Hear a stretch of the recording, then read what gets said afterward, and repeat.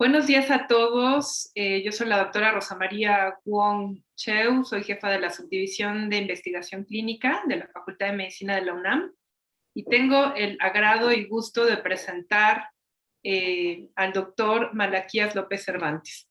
Les damos la más cordial bienvenida a esta conferencia magistral de la Sexta Feria del Libro de Ciencias de la Salud. Y bueno, pues el doctor Malaquías López Cervantes nos va a dictar la conferencia titulada COVID-19, una visión panorámica de la pandemia. El doctor Malaquías López Cervantes es médico cirujano egresado de la Facultad de Medicina de la UNAM. Después obtuvo los títulos de maestro en salud pública y doctor en filosofía en la Universidad de Yale. Ha ocupado diversos cargos en la Secretaría de Salud, incluyendo director general de Planeación y Desarrollo en la Secretaría de Salud. Antes, a su paso por la Coordinación General de los Institutos Nacionales de Salud, elaboró el Programa de Acción Investigación en Salud PAIS y promovió la creación del Fondo Sectorial de Investigación en Salud.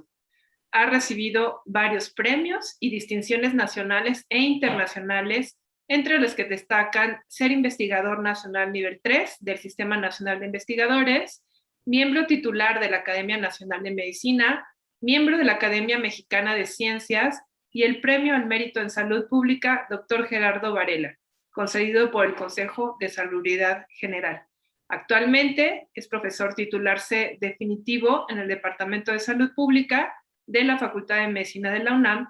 Desde hace más de 30 años participa en la docencia de pregrado y posgrado y ha publicado o editado más de 10 libros en temas de salud y más de 100 artículos científicos en revistas indizadas.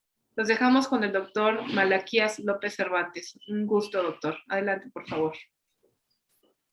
Pues muchas gracias. Muy buenos días para todas, para todos. Agradezco la amable presentación que ha hecho la doctora Wong y la invitación que me hace la Facultad de Medicina para presentar esta conferencia que he intitulado Una visión panorámica de la pandemia.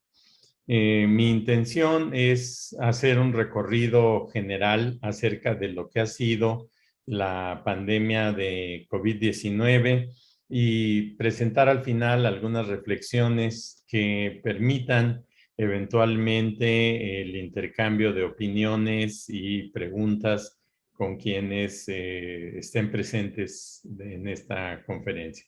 Bueno, vamos a iniciar. Déjenme, aquí está, avanzar la presentación. Bueno, primero, pues, como todos ya sabemos, la COVID-19 es una enfermedad que se ha presentado de manera súbita, inesperada, que ha afectado ya a prácticamente todos los rincones del mundo y que es producida por un virus del cual no teníamos conocimiento hasta diciembre de 2019 y al que ahora se ha denominado SARS-CoV-2. Esta es una imagen que pues creo que todos considerarán que se ve muy bien del virus en su aspecto general del lado izquierdo y del lado derecho un corte sagital de lo que viene siendo este virus con su espiga, su proteína espiga, que es esta que se ve resaltada en color amarillo, el interior del virus, que es ácido ribonucleico, y una membrana que está constituida por proteínas y una serie de proteínas que forman parte también de la membrana del virus y que le ayudan a llevar a cabo todas sus actividades de reproducción y diseminación.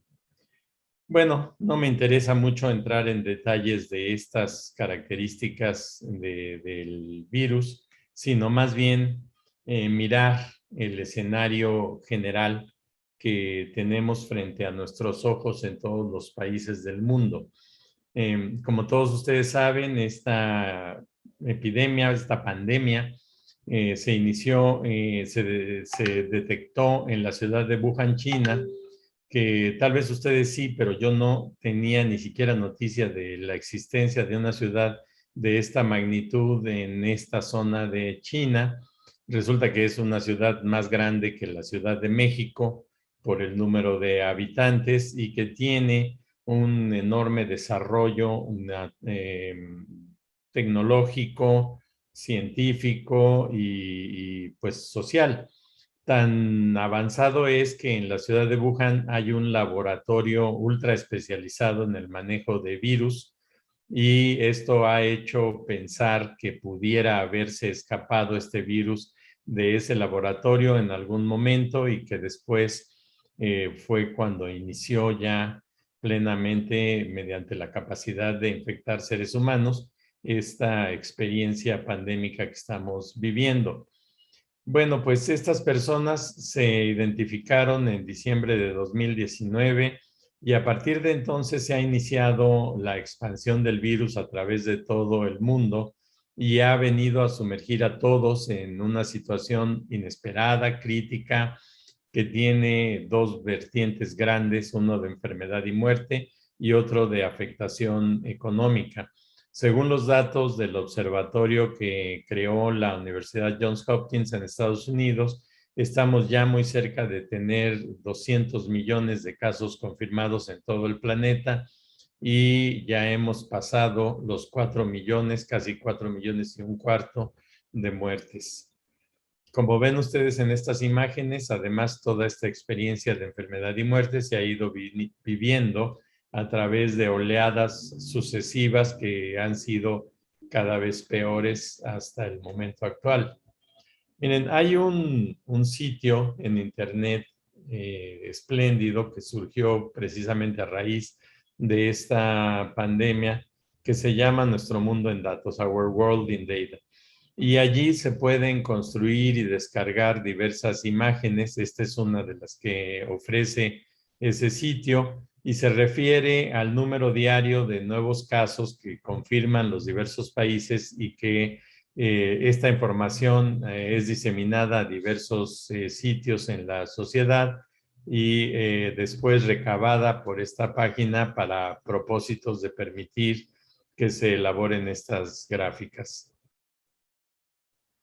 En esta lámina me pueden ustedes apreciar que se representa la cantidad de casos nuevos en el Reino Unido, en México y en China.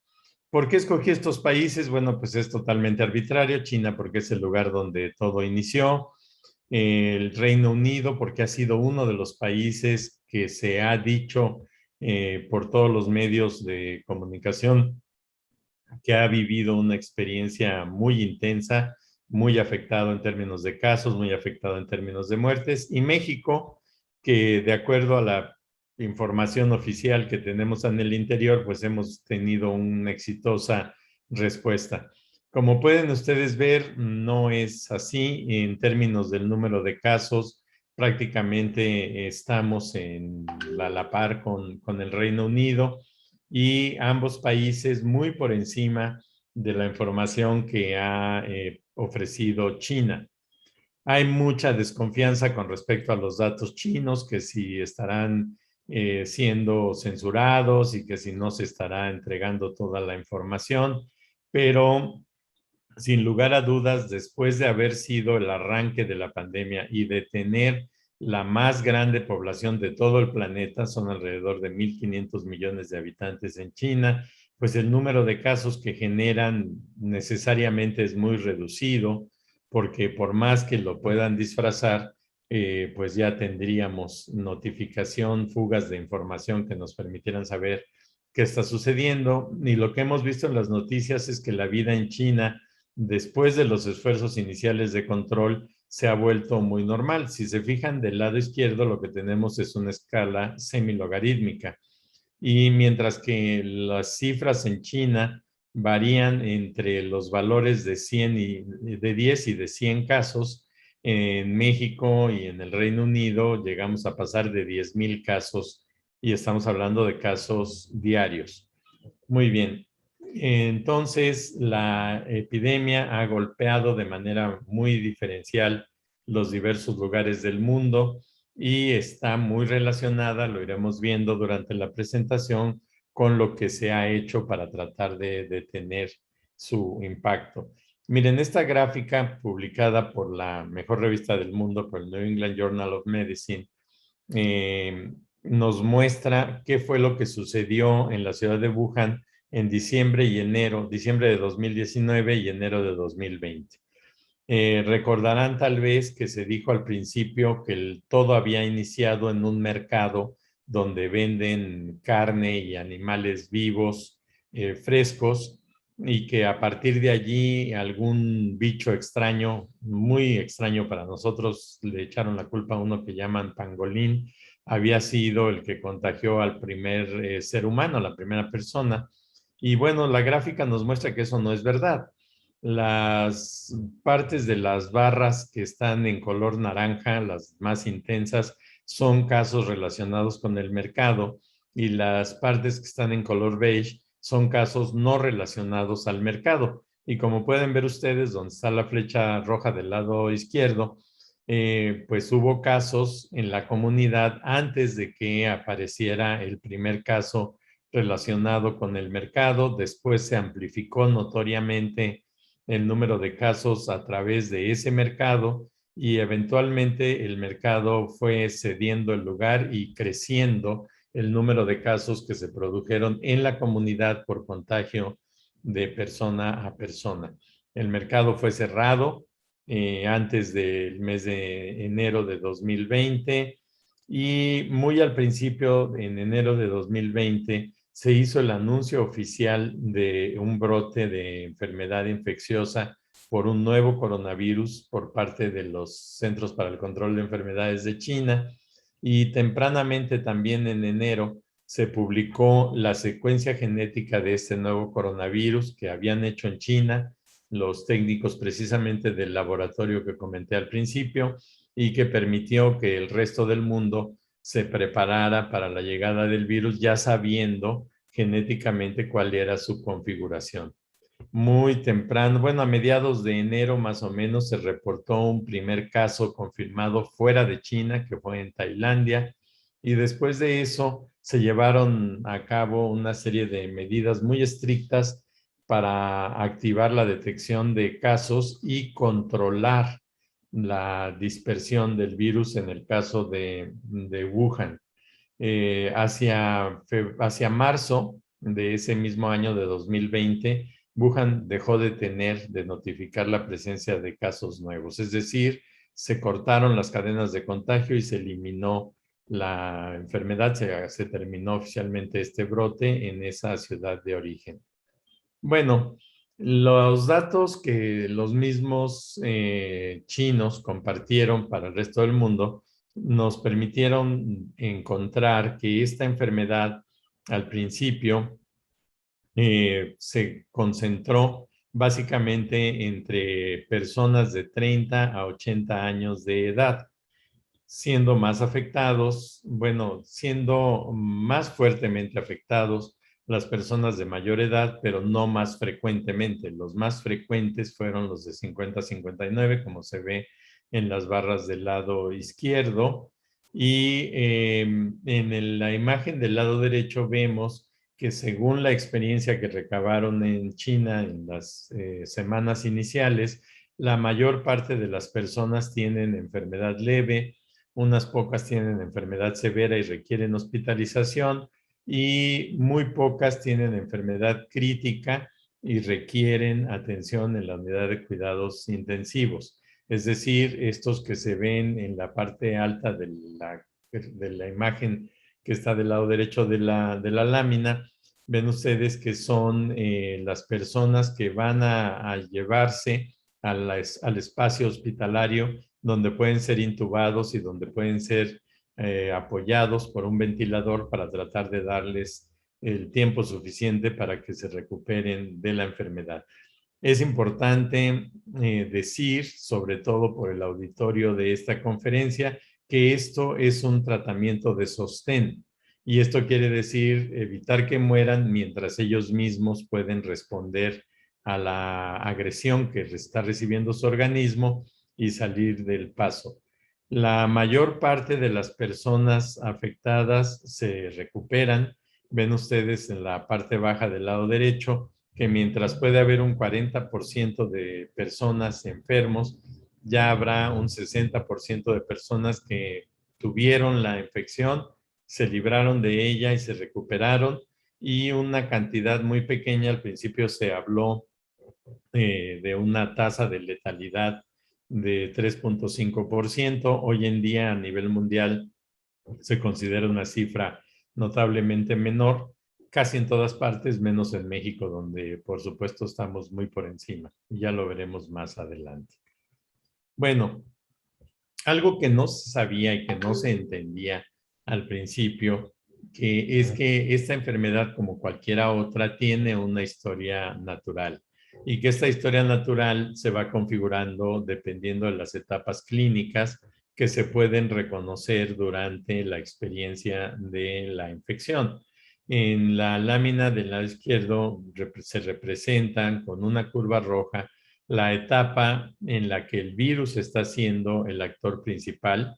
Esta campana que vemos aquí se refiere a una rama ascendente, que es cuando el virus entró y se está replicando dentro del organismo, es decir, está invadiendo las células de la persona enferma y está liberando grandes cantidades del virus, que después habrá de seguir su camino buscando otra persona.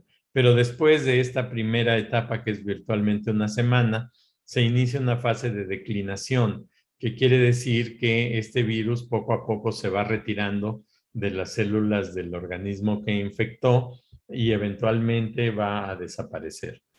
Hay algunas personas que no terminan la enfermedad cuando el virus se va, sino que entran en una nueva etapa de la enfermedad, que está representada por la línea azul, y que es una etapa inflamatoria.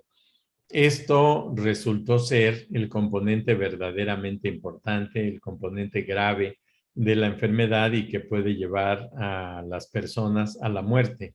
No es propiamente el virus, sino los daños que el virus induce y que después el organismo, descontrolado, alterado en sus funciones habituales por lo que fue la infección del virus, termina por dañarse a sí mismo. Es la etapa inflamatoria. Y esto es lo que vemos del lado derecho, producido por una liberación excesiva de sustancias que llamamos citoquinas, y que son las responsables de desatar todo el fenómeno inflamatorio generalizado, pero de mayor importancia en los pulmones, en la zona del aparato respiratorio. Pero nos quedamos con que esta enfermedad producida por el virus que ahora llamamos SARS-CoV-2 es una enfermedad que se llama COVID-19, que se puede presentar en el total de la población que vivía sobre el planeta Tierra en diciembre de 2019, y los que han nacido después, pero que no han tenido la oportunidad de entrar en contacto con el virus, es decir, susceptibilidad global total. La enfermedad tiene etapas clínicas distinguibles y que son cruciales de entender, de conocer, para poder establecer la conducta de tratamiento que pudiera ayudar a los enfermos. Entonces, los clínicos deben distinguir muy bien en estas fases, porque incluso se pueden llegar a cometer errores que son fatales para las personas enfermas, como por ejemplo utilizar productos antiinflamatorios muy tempranamente y favorecer la diseminación del virus, o utilizarlos muy tardíamente, o no utilizarlos como sucedía al principio y permitir que muchas personas empeoren y eventualmente mueran. Bueno, del lado derecho vemos una pirámide que se refiere prácticamente a lo mismo que les estaba diciendo, pero son datos todavía muy preliminares que permitían entender que sí, la inmensa mayoría de las personas tenían contacto con el virus y ni siquiera llegaban a desarrollar evidencia clínica detectable de la enfermedad, que son los llamados casos asintomáticos, que existe una cantidad considerable de personas que, habiendo sido infectadas, sí presentan signos y síntomas clínicos, pero no avanzan, y solamente algunos pocos son los que llegan a tener enfermedad severa y requieren hospitalización o llegan a morir por la enfermedad. Si esto fuera cierto, nosotros podríamos decir que nos encontramos ante un problema que, pues en general, va a requerir una respuesta compleja para unos pocos, pero que la inmensa mayoría ni siquiera requieren tratamiento médico especial, mucho menos especializado, para poder librarse de la enfermedad. Pero los datos, como les digo, son todavía muy preliminares y esto se tradujo en errores graves de interpretación, imaginándose que se trataba de una gripita y que iba a pasar relativamente rápido como experiencia entre nuestra población. Y no se entendió que se puede llegar a tener una cantidad muy importante de muertos y que esta enfermedad va a tener una relación especial, desde luego en contra nuestra, una reacción más grave cuando se combina con condiciones individuales que debilitan la posibilidad de respuesta, como es el caso de la diabetes tipo 2, de la hipertensión arterial, de la enfermedad renal crónica, la inmunosupresión, la enfermedad pulmonar y otras más. Bueno, en general, ¿cuáles fueron al principio las opciones de respuesta? Miren, estas que llamamos intervenciones no farmacológicas son opciones que al principio todos sabíamos que se podían utilizar, pero en las cuales no confiábamos o de plano no creíamos. Históricamente en el planeta, en la experiencia de la humanidad, pues ya se ha establecido como una conducta posible ante una enfermedad infecciosa como esta, el protegerse, el utilizar, por ejemplo, máscaras o utilizar medidas como la permanencia en casa, la reducción de la movilidad, pero no existían pruebas científicas confiables, no había mediciones objetivas y publicadas que dijeran cuál podía ser la ventaja de utilizar alguna de estas intervenciones. Precisamente con esta pandemia, por allá de marzo de 2020, se publicó un primer trabajo por un grupo de investigación de Londres, del Imperial College, que mostró esta lámina.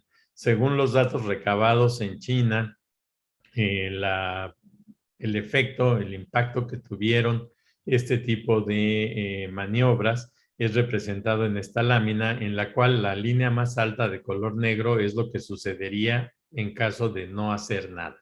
Se inicia la epidemia, se empieza a diseminar y todo el mundo se voltea para otro lado y dice, pues háganle como puedan. Y el no hacer nada hubiese provocado este pico de nivel más alto que está representado aquí en color negro. El pico verde es el que se habría tenido en caso de cerrar las escuelas y las universidades, pero mantener el resto de la sociedad haciendo o teniendo el funcionamiento habitual. Luego tenemos una línea naranja que nos dice que se obtendría en caso de aislar a los enfermos. Es decir, se te diagnostica la infección y se te pide que te quedes aislado, no puedes andar circulando ni siquiera en tu casa con tu familia, sino en un sitio donde nadie más entra en contacto con la persona.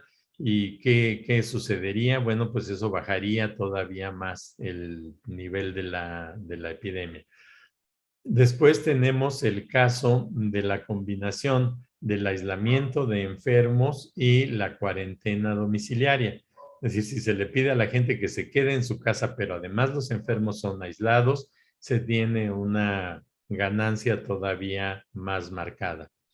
Y luego tenemos al final la combinación del aislamiento, la cuarentena y el distanciamiento social. Eso que acá en México hemos manejado como la brujería que produce una muñequita que llamamos sana distancia. bueno, pues el distanciar a las personas, el evitar que estén aglomerándose, junto con el aislamiento de los casos y la cuarentena domiciliaria, sería la combinación que más ventajas produce, lo que más limita la dispersión de la enfermedad. Y abajo tenemos una línea roja que dice cuál sería el límite de la capacidad que se tiene habitualmente en términos de manejo hospitalario para la población. Y como pueden ver ustedes, en todos los casos se rebasa. No hay forma de evitar que el número de personas afectadas en la sociedad sea menor que el nivel que establece esta línea roja. Es decir, estábamos ante un problema que nos iba a rebasar en términos de la capacidad de atención, iba a tener que estar presente en la comunidad de manera necesaria una gran cantidad de personas enfermas, y el problema era de esa cantidad de personas enfermas, cuántos requerirían atención hospitalaria. Y como ya vimos en láminas anteriores, pues es un número reducido que sin embargo podría rebasar la capacidad que tenían los hospitales para poder internar y atender personas. Del lado derecho, bueno, pues tienen un listado de cuáles son, en resumen, estas intervenciones no farmacológicas, y culmina esta lámina advirtiendo de la importancia de evitar que se exponga a los niños al virus, porque los niños pueden adquirirlo y pueden diseminarlo y pueden actuar como transmisores del virus, y en especial, y ya lo veremos más adelante, con respecto a las nuevas variantes que están en circulación. Bueno, miren, siguiendo sobre el tema de las intervenciones no farmacológicas, una de las cosas que quisiera enfatizar es que para saber qué es lo que está sucediendo, para saber qué estamos haciendo, qué estamos ganando y qué estamos perdiendo, se requiere buena información. Y México ha sido uno de los países que se ha caracterizado por tener la peor información imaginable, de tener información incompleta, de tener información no disponible ampliamente en la sociedad. Y bueno, pues esto nos ha dificultado mucho interpretar la experiencia nacional. Pero, sin embargo, hacia finales de marzo se reconoció que había transmisión comunitaria, es decir, casos que no venían del extranjero, y pues esto sirvió para que se tomara la decisión de iniciar los cierres en diversas formas en la sociedad. Y bueno, pues el 19 de marzo del año pasado se reportó el primer fallecimiento de una persona diciendo que había asistido a un concierto en la Ciudad de México el día 3 de marzo. Ya para entonces, la UNAM había anticipado la suspensión de actividades y fuimos el detonador en la sociedad para que otras escuelas, otras universidades se arrancaran suspendiendo sus actividades presenciales, y muy poco después el gobierno federal dijo todo el país va a seguir los mismos pasos. Sin embargo, muy pronto se tomó la decisión de abrir. Después de ese cierre, muy pocas semanas después, incluyendo una serie de predicciones completamente equivocadas por parte de la autoridad federal acerca de cuándo se presentaría el pico y cuándo lo habríamos superado, se tomó la decisión de abrir. Hubo advertencias internacionales para nuestro país diciendo es demasiado pronto, todavía van a generar ustedes una transmisión muy intensa si regresan a las actividades cotidianas, y sin embargo, bueno, pues en México se tomó la decisión de iniciar la apertura. Después vamos a regresar a la interpretación de los datos y a su conocimiento más detallado, pero hablemos ahora de otro grupo de intervenciones, que son las llamadas intervenciones farmacológicas. Esto es lo que nosotros los médicos queremos siempre hacer, tener fármacos que nos sirvan para que una vez que se establece el diagnóstico podamos ofrecer algún tratamiento a los enfermos.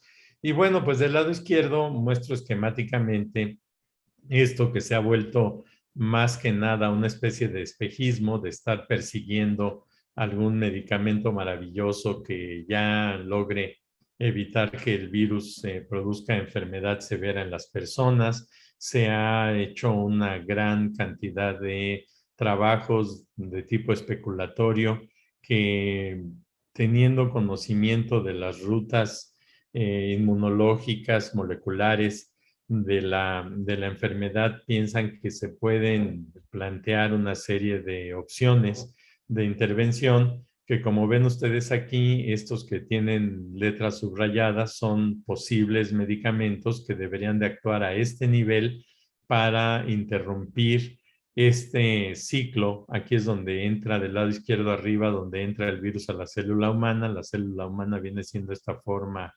media cuadrada de representación de la línea negra, y al interior de la célula van teniendo lugar todas estas etapas mediante las cuales el virus puede ser traducido, replicado, ensamblado, como vemos en la parte baja central, y eventualmente salir de la célula para irse a otros lugares del cuerpo o a otros organismos.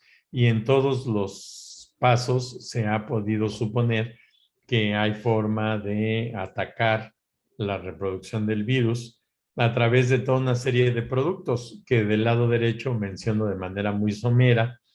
Algunos habrán escuchado que se mencionan, como es el caso de la ivermectina, que ha sido motivo de grandes discusiones, o de la hidroxiquinoleína, que fue considerada la panacea en los primeros meses del año 2020, y luego una serie de medicamentos antivirales, muchos de ellos ya experimentados para otros problemas de salud y algunos de nuevo desarrollo.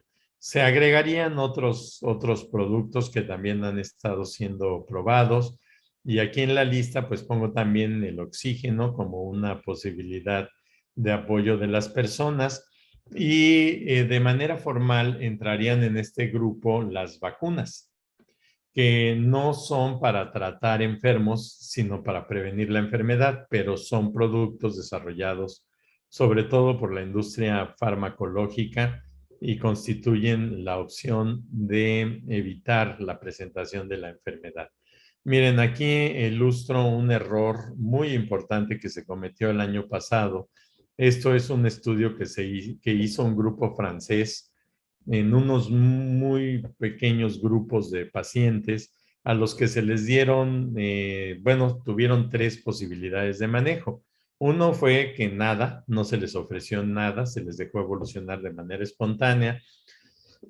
Otro, que es el grupo representado por la línea azul, recibió solamente tratamiento de hidroxiquinoleína, y luego el grupo verde recibió una combinación de hidroxicloroquina, perdón, y de acitromicina, que es un antibiótico y que se ha utilizado en cantidades industriales durante el último año y medio.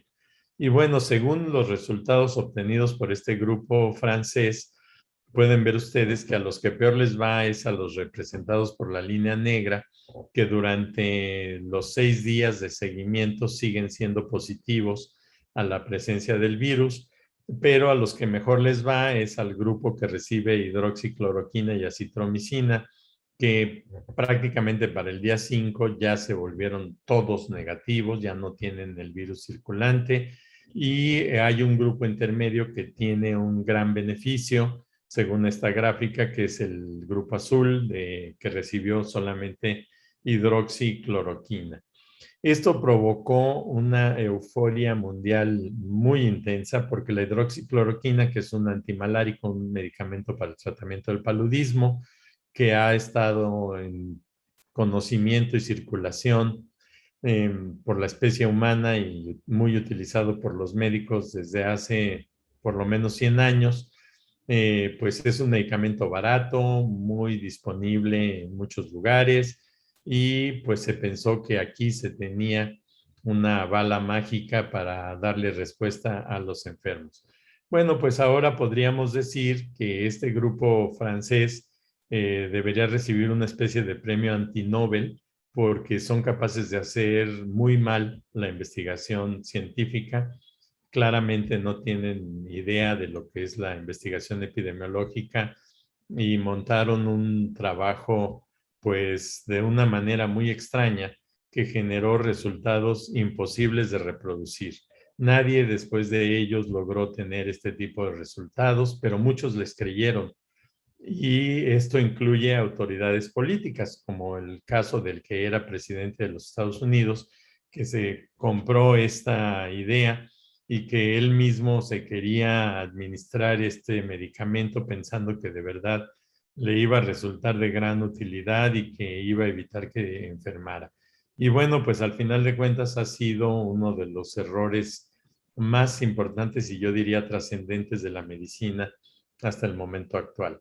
Y les decía que la otra opción que entra en este grupo y que ha sido la verdaderamente importante en el transcurso de la pandemia ha sido el desarrollo de las vacunas. A pesar de grandes críticas iniciales en el sentido de que no iba a ser posible contar con un producto eficaz en poco tiempo, se siguió adelante con la creación de grupos de trabajo y la definición de una serie de productos que fueron en un tiempo récord desarrollados, se hicieron pruebas iniciales que mostraron que eran productos promisorios y eventualmente, más o menos en el plazo de un año, se tuvo ya la capacidad de iniciar la producción a nivel industrial y de empezar la diseminación y aplicación de vacunas. Aquí ven ustedes el avance de la vacunación hacia finales de julio en algunos países seleccionados. Uno de los que más avance han tenido hasta ahora es el Reino Unido, que es el lugar de origen de la vacuna de AstraZeneca y donde básicamente esta ha sido el producto más utilizado. Otro es el avance en Estados Unidos, que es el otro país que tuvo un desarrollo muy importante de vacunas muy novedosas, ellas y que son las que utiliza o que promueve las marcas Pfizer y Moderna. Y luego los países que somos básicamente consumidores de productos que otros han elaborado, como Brasil y como México, que bueno, pues es notable que han tenido éxito en la consecución de vacunas y en el avance de la aplicación en los países. Y luego un país que se había mantenido muy al margen durante la primera parte, o sea, el año pasado, pero que a principios de este año tuvo un desarrollo muy, muy importante de la epidemia interna. La segunda población más grande del mundo, son 1.000 millones de habitantes, que es la India, y que, entre otras cosas, aceleró, detonó no solo su capacidad para elaborar la vacuna originalmente traída del Reino Unido, que es la vacuna de AstraZeneca, sino la propia vacuna que ellos desarrollaron con su capacidad técnica y que se conoce como Covaxin. Bueno, hablemos ahora de la COVID-19 en México. Miren, esta lámina a mí en lo particular me gusta mucho, pero ya nos hicimos bolas, como pueden ver aquí. Nos muestra no solo cuál ha sido la trayectoria de la presentación de casos en el país, sino la magnitud. Entonces ven, por ejemplo, que en color gris está la esfera correspondiente a febrero de 2021, que es el mes que más casos había tenido hasta el momento actual, donde ya lo logramos superar, donde ya julio puede colocarse por encima y con un número mayor de casos.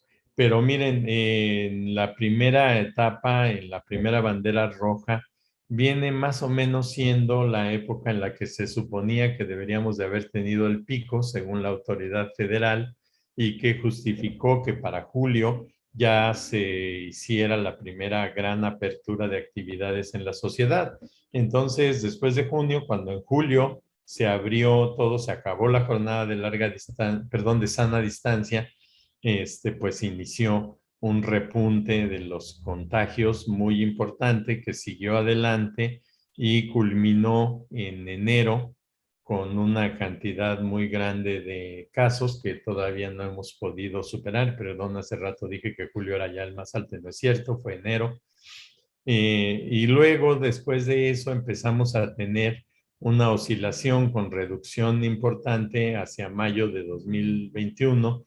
Desde entonces, otra vez estamos viviendo lo que llamaríamos o que estamos llamando nosotros la tercera ola.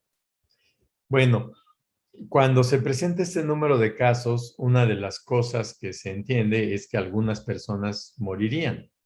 Y bueno, pues ya ha sido también una anécdota triste la de decir que en México se estimó muy mal el número posible de muertes, pero este es un cuadro que está basado en un trabajo que se publicó el año pasado, donde se hace un recuento de los datos hasta entonces más importantes que se habían conocido en el mundo y se dice cuántos podrían morir por cada 1,000 casos de la enfermedad. Entonces, siguiendo lo que ese trabajo menciona, tenemos una escala que va de 5 a 39 personas que mueren por cada 1,000 enfermos. Conste que puede haber muchos enfermos que no se cuentan porque son los asintomáticos y ni siquiera se les hacen prueba y por lo tanto no entran en la estimación de casos. Pero bueno, aplicando estas propuestas de 5, 8, 10 y 39 al caso de México, si hasta el día de ayer nosotros teníamos acumulados 2,861,498 casos, con ese número de casos, si se murieran 5 de cada 1,000, tendríamos 14,000 muertos. Pero si se murieran 8, tendríamos 22,892. Si se murieran 10, 28,615. Y en el peor de los escenarios imaginables, casi 40 muertes por cada 1,000 enfermos, tendríamos 111,598. La realidad es que hasta ayer la cuenta oficial es de 241,279. Y esta cifra real de 241,279 fallecimientos, si la vamos dividiendo por cada una de estas cantidades, nos dice cuánto es el exceso de muertes que está teniendo este país. Y con respecto a la cifra de 5, pues estamos casi 17 veces por encima. Pero con respecto a la peor, que es la de 39, estamos 2.2 veces por encima. Es decir, somos los campeones mundiales de la mortalidad. Estamos teniendo un desempeño pésimo y un resultado pésimo en la gestión de la pandemia según estos datos. Ahora miren, regresando al sitio de internet que les había mencionado, Nuestro Mundo en Datos, me puse a graficar las muertes. Y aquí está una lámina que compara la experiencia de muertes que han tenido Australia, Nueva Zelanda, Noruega, el Reino Unido, los Estados Unidos y México. Y como ven ustedes aquí, pues esto apoya lo presentado en el cuadro anterior, diciendo que México es el que está peor en todas partes. O sea, nosotros aquí, como ven la palabra México, pues este es el punto más alto al que estamos llegando en este momento, pero no el más alto al que hemos llegado. Como ven ustedes, ha habido momentos peores, aunque en alguno de esos momentos nos llegaron a superar otros, como el propio Reino Unido. Pero ellos corrigieron, lograron bajar sustancialmente la mortalidad, ahora están viviendo también una etapa de incremento, pero todavía lejos de lo que México mantiene como el peor de los sitios. En cambio, otros lugares como Australia, miren ustedes, es esta línea recta que se encuentra hasta acá abajo al fondo, o Nueva Zelanda, son países que han hecho una gestión bastante exitosa de la pandemia y que ha tenido muy poco impacto en términos de muertes. Esto es algo de lo que ha hablado mucho la prensa nacional, un sitio de la Universidad de Washington. Ahí hay un instituto que se llama el Instituto para la Métrica de las Estadísticas de Salud, y este sitio ha logrado montar un modelo predictivo y ha sido un modelo que ha acertado muy cercanamente los números de muertes en diversos momentos del año. Tomando la actualización que presenta hasta ayer este sitio, vemos que la predicción es que para el 1 de noviembre de este año en el peor de los escenarios lleguemos a 310,000 muertes. En la mejor de las predicciones podemos llegar a 275,000. Esto, considerado el mejor de los escenarios, es el que prevé que se utilice de manera generalizada el cubrebocas, no que se vacune de manera generalizada. Ya veremos un poquito más adelante, y les prometo que voy a acelerarme para terminar ya esta presentación, cómo la vacuna nos puede ayudar enormemente, pero no podemos dejar de lado la utilización del cubrebocas. Esta lámina nos ayuda a entender un poco el porqué de tantas muertes con base en lo que han sido los cimientos de la estrategia de respuesta que ha tenido la Federación. Una de las ideas centrales a principios del año pasado fue suponer que se necesitaban más camas hospitalarias para poder internar a más personas. Esta es una simple correlación. Del lado izquierdo tenemos el lugar que ocupa cada entidad federativa en términos de mortalidad. En el eje de las X tenemos el lugar que ocupa cada entidad federativa en México en términos de la relación camas-población, y las líneas de color rojo y azul nos muestran qué es lo que podríamos observar. En la vida real, nuestra experiencia nos dice que el lugar donde más muertes han ocurrido es la Ciudad de México. Es el primer lugar nacional en términos del registro de muertes, y el que menos muertes ha tenido durante la epidemia ha sido el estado de Chiapas. Entonces, si se fijan, Chiapas está del lado izquierdo abajo, lo cual significa que tiene muy pocas camas comparados con los demás, pero también es el que menos muertes tiene. Entonces aquí vemos la relación al revés. El que menos camas tiene es el que menos muertes registra, y el que más camas tiene es el que más muertes registra. La flecha roja es lo que quisiéramos ver. Una entidad que tiene lo que no quisiéramos ver es una entidad que tiene un alto nivel de mortalidad y tiene pocas camas. Entonces diríamos, a una entidad como Zacatecas, pues hay que llevarle muchas camas porque está teniendo la peor experiencia de mortalidad casi que podemos ver. Pero del lado derecho tendríamos el caso contrario. Una entidad que tiene un bajo nivel en mortalidad, o tenía, porque estos datos no son tan novedosos, no son tan nuevos, tenía un bajo nivel de mortalidad, pero tenía muchas camas. Este vendría siendo el ejemplo de éxito, el que teniendo muchas camas disminuyera mucho el número de muertes.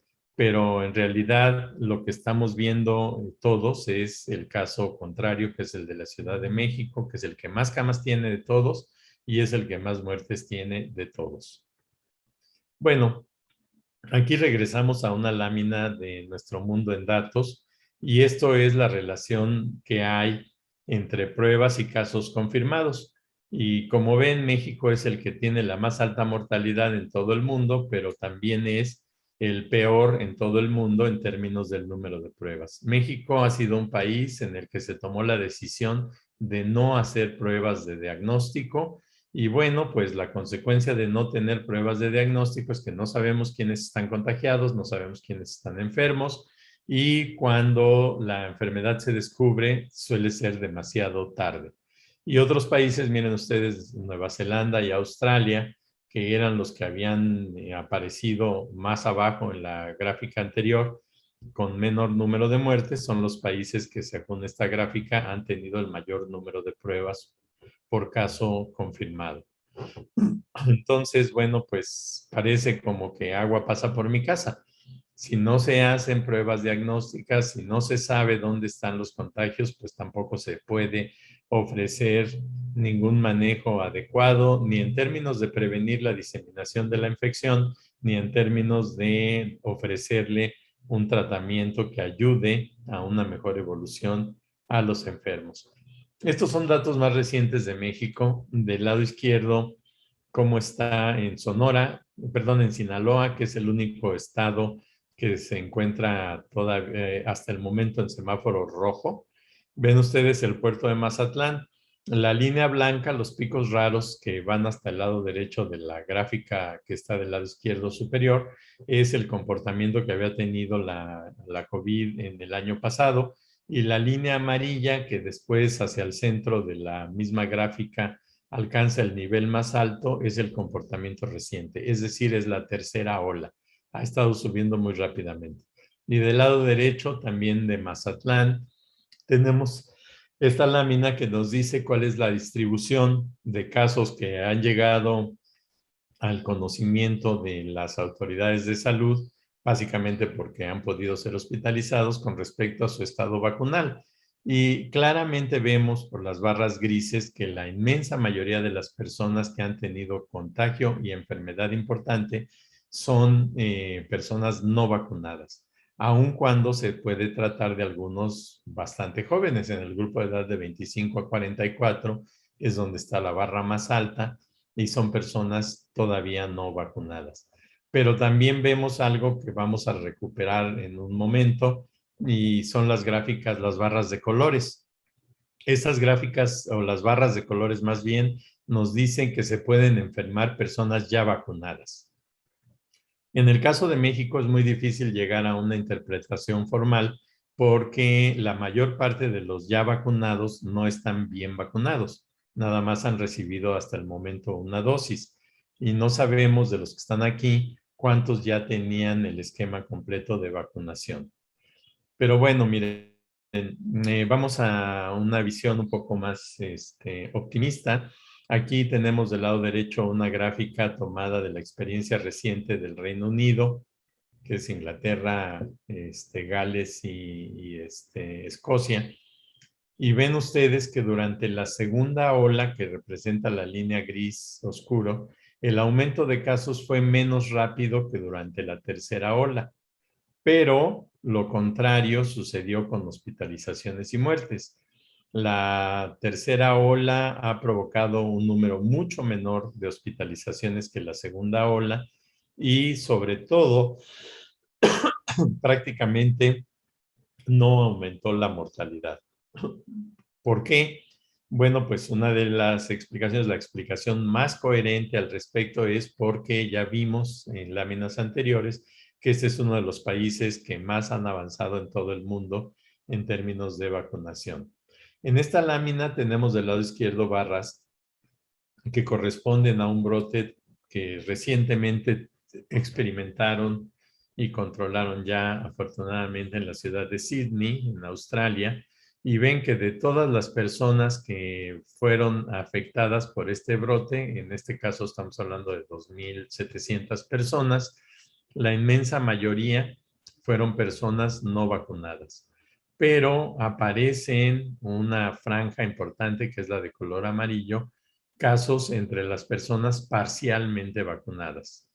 Y muy pocos casos, que es la barra azul que solamente se nota en la parte de arriba de la lámina, en personas ya completamente vacunadas. Pero la noticia la podemos tomar en términos positivos o en términos negativos. En los términos positivos, pues casi nadie de los vacunados llega a tener enfermedad. En términos negativos, que aún los vacunados, bien vacunados, pueden llegar a contagiarse y a tener la enfermedad.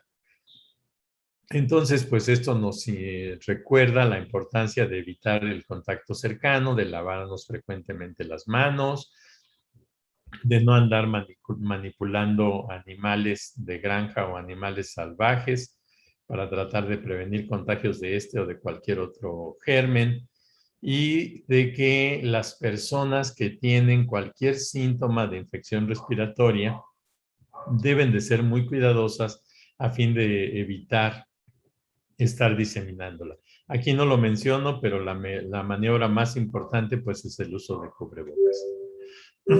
Bueno, vamos más adelante. Esto es algo que a partir de antier ha llamado la atención muy poderosamente en los Estados Unidos. Se considera que ayer fue la noticia más importante en ese país, y son los resultados del estudio de un brote que tuvo lugar durante el mes de julio en un condado del estado de Massachusetts, por allá arriba de la ciudad de Nueva York.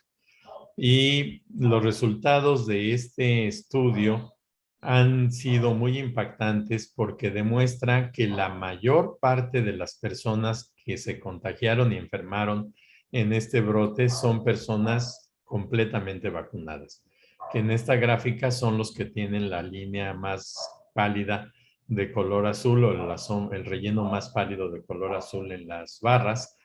Y bueno, pues los que están en la zona más oscura, el azul más oscuro, son personas no vacunadas. Lógicamente, las personas no vacunadas son infectadas y enferman, pero hubo una proporción muy grande de contagiados, enfermos entre los ya vacunados. Miren, la llave del lado izquierdo dice que en este lugar, en este condado, hubo varios eventos, hubo múltiples eventos que provocaron la reunión de grupos grandes de personas. Y dado que consideraron que ya el avance de la vacunación era muy grande, pues no necesitaban utilizar cubrebocas. Y este descuido de acercarse demasiado a los demás y de no tener protección individual provocó este brote. Entonces, de nueva cuenta lo podemos ver como una noticia buena o como una noticia mala.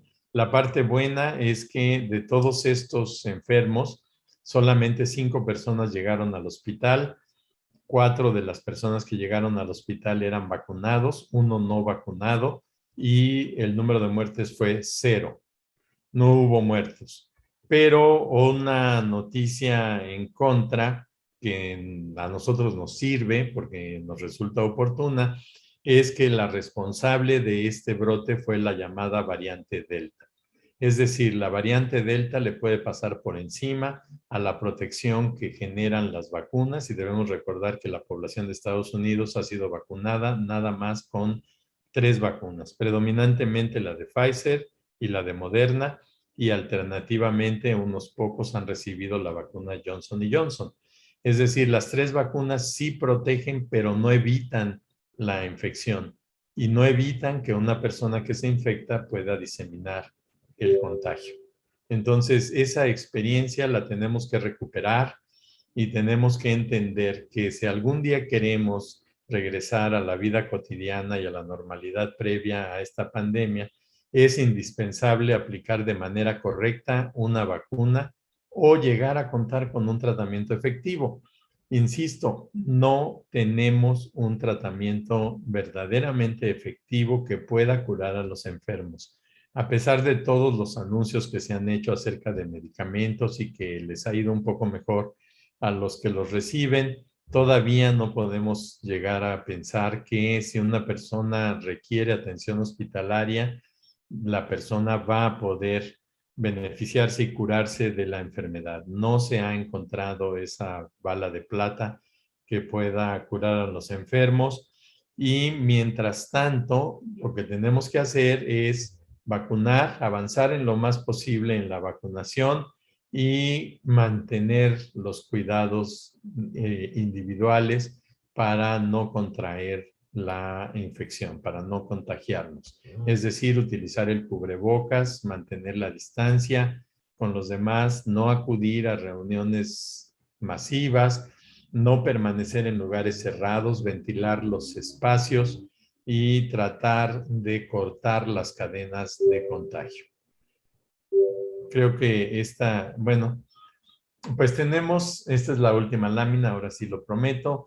Tenemos que buscar a como dé lugar romper las cadenas de contagio. Si esa no es, como nunca ha sido en este país, la estrategia que propone la autoridad, pues debemos entonces entrar en una especie de desobediencia civil y nosotros por nuestra propia cuenta tratar de impedir contagiarnos, pero también de impedir que contagiemos a los demás. Hay que respetar las medidas de prevención. Como ya lo mencioné, hay que evitar meternos donde nos podemos contagiar.